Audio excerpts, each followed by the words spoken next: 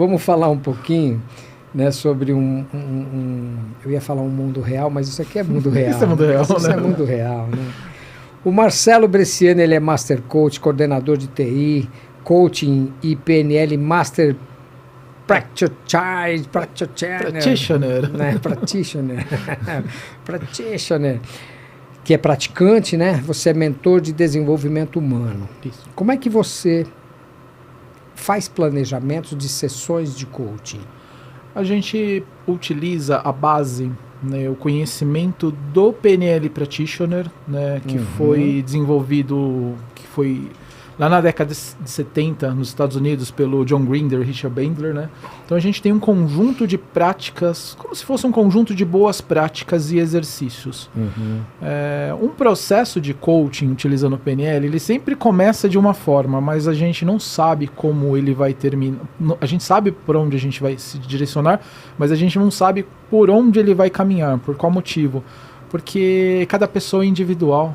A gente tem que utilizar a ferramenta específica para resolver aquele caso, aquela questão. Então, eu tenho um conjunto de ferramentas, um conjunto de exercícios e práticas que a gente aplica de acordo com a necessidade da pessoa.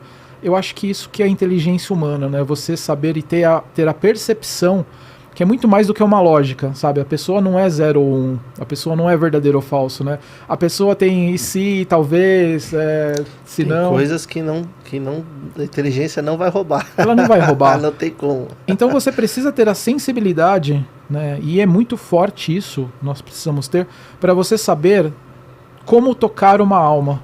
E assim, dizem, quando você tocar uma alma, seja também uma alma, não seja alguma coisa robotizada, né? Então a empatia, o estado de atenção é sempre necessário, né? O olho no olho, né? Você se sensibilizar com uma história, né? O ChatGPT não fica sensível, né? Ele simplesmente, às vezes ele fala lá, nossa, eu gostei da sua história, porque às vezes eu coloco a história que eu estou escrevendo lá dos podcasts, eu coloco lá e eu falo, o que você acha? O que você gostaria de melhorar? Ele fala assim, isso aqui foi legal. Mas a gente entende que aquilo é uma máquina respondendo uma programação. Que não tem sentimento. Né? Não tem a gente sentimento. sabe que não tem sentimento. Assim, eles até tentaram criar o sentimento. A gente estava no ar já quando eu estava falando sobre o filme.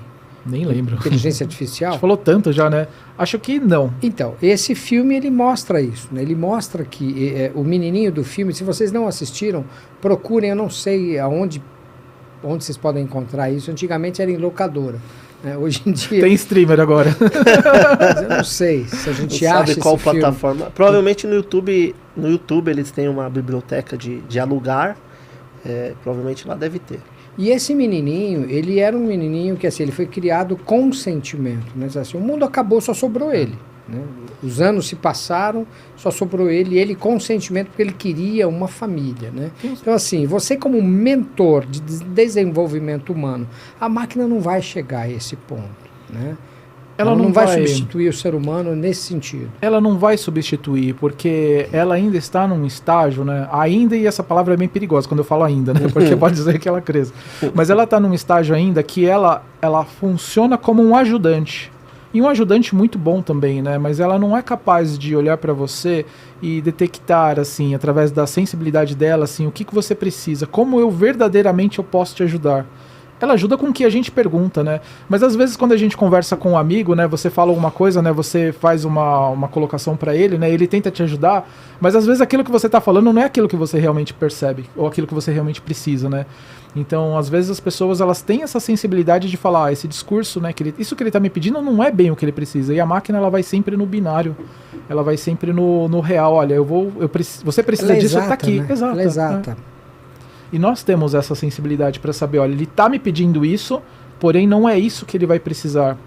Posso até entregar isso, mas só que eu preciso que ele caminhe por esse caminho aqui, entenda essas outras metáforas, né, que me surgiu agora. Através de metáforas a gente consegue ajudar muitas pessoas. Daqui a pouco a gente vai ver gente namorando com o chat GPT. Deve ter. Não duvido. Vocês sabem que você estava falando... Eu sei que no OnlyFans tem bastante inteligência artificial aí, segundo o que eu ouvi falar. E eu estava pensando aqui, refletindo, olha as reflexões, Marcelo, que a gente falou sobre as crenças, né? Sim. Sobre ele. Eu vou falar com você também sobre as crenças, você como mentor de desenvolvimento humano.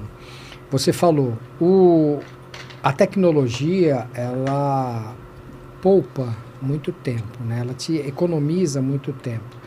Teoricamente, você teria mais tempo para fazer outras coisas, né? Eu vou falar uma coisa aqui que é muito real, que está acontecendo. Por conta de tudo isso, por conta da tecnologia, o ser humano, ele acumulou, né? Tipo assim, eu tenho mais tempo para fazer outras coisas. Então, assim, sobra tempo para ele fazer o que ele não fazia num passado não muito distante, né? Então, ele começa. Hoje, o nível no mundo de doenças mentais, estresse, ansiedade, por conta dessa economia de tempo, é um problema. E eu vou colocar no colo da inteligência artificial. Por quê? Porque antigamente, o que acontecia? Antigamente você tinha um telefone na sua casa, tá? Você tinha um telefone fixo na tua casa. De fio, né? De fio. De final de semana você ia viajar para a praia, o teu chefe não te encontrava. Você vivia, você tinha um final de semana com a tua família. Durante a noite, você tirava ele da tomada e conseguia dormir. Hoje em dia, a gente passa a madrugada no celular. Ele está carregando do lado, né, da cama, né? Do lado da cama, para você não perder nenhum segundo, né? Então, o tempo que nos foi economizado com a inteligência artificial tirou um pouco da nossa qualidade de vida. Liberdade, né? Da nossa liberdade, né? Do poder falar não, da criatividade. A gente está falando de criatividade agora mais do que nunca, né? Sim. A gente está falando assim, por exemplo, eu sou um escritor, eu sou um jornalista, eu sou um escritor de artigos, né? Hoje, se você pegar o ChatGPT e falar assim, eu quero escrever um artigo sobre tal coisa, acabou. Acabou com o cara. Você vai ver. É um pouco diferente o artigo que ele escreve do artigo que você escreve, Reinaldo. Sim, eu já li algumas coisas suas. Perfeito sobre isso. Você falou agora sobre isso. Hoje, né? O interessante... Desculpa te interromper. Imagina. Hoje, o interessante é você utilizar inteligência artificial com a sua pincelada humana, né? Para criar um esqueleto, para fazer um esboço. Para você ter uma ideia, para você ter uma... Me ajuda aí, me dá algumas alternativas, eu vou dar uma melhorada, tal. Não entregar tudo para inteligência artificial, porque ela ainda tem muitas falhas. Ela é muito boa, ela ajuda, ela é incrível. Só que ela ainda possui diversas falhas. Por isso que eu falo, o ser humano, ele não pode deixar se dominar pela inteligência artificial. Ele tem de dominar a inteligência artificial. Ele tem de pegar o celular e saber que aquilo ali é uma ferramenta e que ele domina sobre aquela ferramenta. Sim. A gente tem históricos de transtornos mentais provocados por pessoas que não saem do TikTok, por pessoas que não saem do Instagram. Você tinha falado, né, sobre jogar no colo da inteligência artificial tudo isso que a gente está vivendo agora, né? Tem um livro muito legal da década de 80, de Alvin Toffler, que era A Terceira Onda. Eu não sei se você já viu esse livro. Já ouvi falar, não li. Ele fala sobre as três, nesse caso ele estava falando sobre as três ondas do desenvolvimento humano, né? Que primeiro era quando o homem se tornou agrícola, né? Depois industrial e depois a informática, quando surgiu, né? A tecnologia que foi a terceira onda, né? Depois da terceira onda, né? Os pesquisadores dizem que existiu a quarta onda, que foi a onda da produtividade, onde as pessoas, através da informação que foi da terceira, eles aprenderam a como fazer para tornar a vida mais produtiva, né? Aí surgiu todas aquelas ferramentas, planners e coisa e tal. Mas agora a gente está vivendo o que chamam de a quinta onda, né? Tem até um filme que fala sobre isso. A quinta onda é uma onda muito mais imaginativa. Ela é muito... E aí que surgiu a programação neurolinguística, a PNL. Ela surgiu na quinta onda, né? Por qual motivo? Porque as coisas acontecem mais aqui, mais na nossa mente. A gente vive situações hoje mentais. Então a gente fala no chat com uma pessoa, né? A gente está conversando e a gente começa a imaginar tudo aquilo. A gente faz as novelas mexicanas, a gente vive aqueles cenários que muitas vezes não acontecem, todos na nossa mente. Como se a gente já tivesse enfrentado aquela situação, mas o corpo não sabe se a gente realmente... Essa novela mexicana que a gente criou na nossa cabeça de uma situação lá que estava acontecendo, o corpo não sabe se aquilo é imaginativo ou se aquilo é realmente real. Então ele gasta toda a energia, né, com aquele cenário, como se a gente tivesse realmente vivido aquilo, mas foram imagens foram coisas que surgiram na nossa mente. Então por isso a gente acaba se sentindo mais cansado, mais estressado no final do dia, porque a gente viveu tanto, mas não viveu nada. E não viveu. Não viveu nada. É como você ter um sonho, sonhar a noite inteira e acordar cansado. Exato. O sono não foi recuperador. Né? E a coisa da mensagem do cérebro é muito louca, porque eu até brinco, uma vez que eu assisti a uma experiência, né, onde a pessoa ficava aqui, colocava um pano, um tecido aqui, e o braço da pessoa ficava do lado de cá e colocava um braço de borracha aqui na frente, né? Então a pessoa ficava com a mão aqui, o braço de borracha aqui, e a outra mão escondida dos olhos dele aqui. Então eu vi um cara com um alfinete e espetava a mão de borracha e o cara sentia dor. Sentia. Isso é cérebro, isso, né? O que o cérebro ele tá vendo ali, que ele está sendo espetado, o cara sentia a dor da espetada.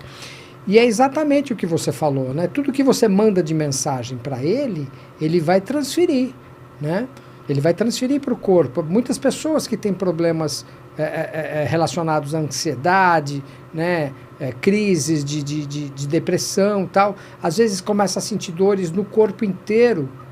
E não tem problema no corpo. Sabe aquela doença? Não é uma doença, na verdade, é uma característica da mente, do membro fantasmas. Pessoas, quando perdem algum membro, né? E sente ainda, né? Mesmo. Tem um tipo de tratamento que é feito. Isso aí, né? Tem um tipo de tratamento, né? Passou até num episódio do House, eu não lembro qual foi o episódio, mas era... Ele, como uma pessoa tinha perdido a mão, né, numa mina, né, então ela estava segurando a mina, então ela perdeu a mão e ela sentia aquela dor, né. Nesse episódio, ele fez essa simulação desse tratamento, né, onde que ele colocou um espelho e a pessoa estava vendo a mão esquerda, né, mas só que imaginando a mão direita, né. Daí ele falou agora, abra a mão, né, e quando ele conseguiu abrir a mão, a dor passou, porque ele tirou aquela memória do membro fantasma. A memória. O meu filho conta do pai de um amigo dele que só tem um cotoco da perna esquerda, né? E ele fala para ele assim, poxa, eu tô com uma coceira no joelho. Ele quer coçar o joelho, mas não tem perna. Como é que eu vou coçar o joelho se eu não tenho uma perna, só tenho um cotoco da minha perna esquerda? Tá na mente, né? É a mente. É muito louco. Você acabou de assistir um podcast que eu fui convidado. Eu vou deixar aqui embaixo para você um link do programa completo. E se você curtiu esse vídeo, dá um like aqui embaixo, assine o canal e compartilhe com os amigos, porque isso vai me ajudar bastante a levar esta mensagem para mais pessoas. Eu sou o Marcelo Bresciani e fico por aqui e vejo você no próximo vídeo. Tchau!